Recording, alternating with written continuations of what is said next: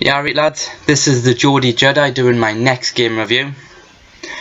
For this game, as my apparel may have suggested, I have chosen a Star Wars game. This game was my favourite Star Wars game for a couple of years. The only nearest contender was Star Wars The Phantom Menace for PlayStation 1. The reason for that was because I think it was my first PlayStation 1 game that I played on a regular basis. That mission on Theed was horrible, dodging that damn tank. Bloody hell. Stupid thing. Brilliant game though. Anyways, Star Wars The Force Unleashed. Specifically for PlayStation 3 because it is very slightly better than the Xbox version, however, not by a massive amount. Anyways, good points. Story. Start off as someone called Starkiller. Codename Starkiller. You're found on the planet Kashyyyk after Vader kills your father for being a Jedi. At this time you're about 5 years old. You even pull the lightsaber from Vader's hand into your own. Stormtroopers show up, try to kill you. Vader kills them all. Takes you on as his secret apprentice. Because I say secret apprentice because the amount of damage that you do, it's very difficult to understand how you've stayed a secret all this time. Anyways, Vader trains you. You go on missions for him to kill Jedi, but with the sub objective is also to power you up a bit. You get stronger with each Jedi you kill. Eventually, he betrays you, then tricks you into believing that he never betrayed you in the first place, idiot, and then he betrays you again. After the second betrayal, you decide that you've had enough and that you're gonna go kill Vader. Eventually you get to throw stuff off Vader and throw him around like a rag doll. Then you get either choose to go after the Emperor or get to throw Vader around like a rag doll again. Another good point, graphics. This game, the graphics are so amazing. Even by today's standards, graphics are absolutely beautiful. So much detail. Even on the larger scale maps, the detail is brilliant, outrageous even. They must have done so much work to get this. Another good point, the physics engine. It uses Havoc, which is it's not as good as Frostbite 2 or 3 for that matter. However, as for the physics reality of it all, it works brilliantly. I don't think Frostbite would be able to do it as well as far as force powers go.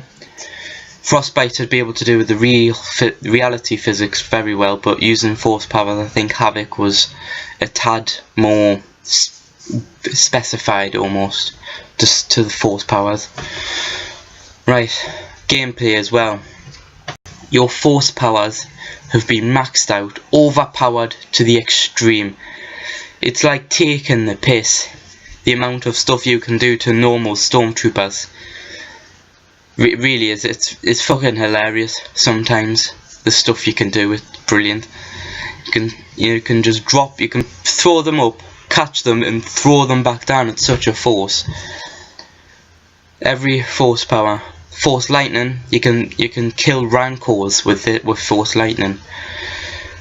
With force grip, you can pick up incredibly heavy objects, and at one point you even take hold of a Star Destroyer, grab it, and just pull it down to the ground. I mean, it's a little more difficult than I'm making it sound, but that's essentially what you do. It's brilliant. Bad points. Gameplay. Sort of. People who've played the game will understand what I mean by this, and that it's complicated. It's very difficult to get used to the system. The targeting system for force powers such as force grip is very difficult to use. It won't target properly necessarily. Eventually you get used to it and you can become incredibly skilled at using this. One downside,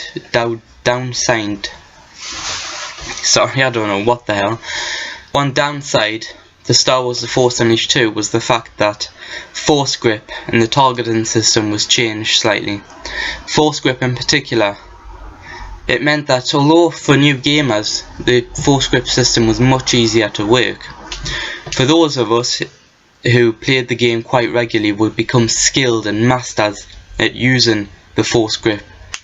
So it meant that when we got to Star Wars Force Unleashed 2, not only did we have to learn it again, force grip wasn't as good. You couldn't really use it as directly as Force Unleashed 1, which was a real shame. Another bad point, and the last one really, glitches.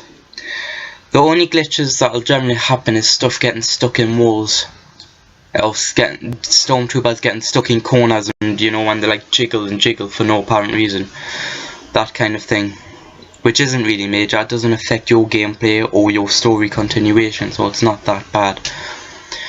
Anyways, this game, I give it 8 out of 10. Really good game. It's not that old, but still ages incredibly well. I mean, by today's standard, the graphics are better than some games you'll get out today. Gameplay, brilliant. So much fun. If you're willing to just to go crazy, just to do what you want, throw them around how you want, everything. Right, thanks for listening. Subscribe if you want, like if you want. May the force be with you.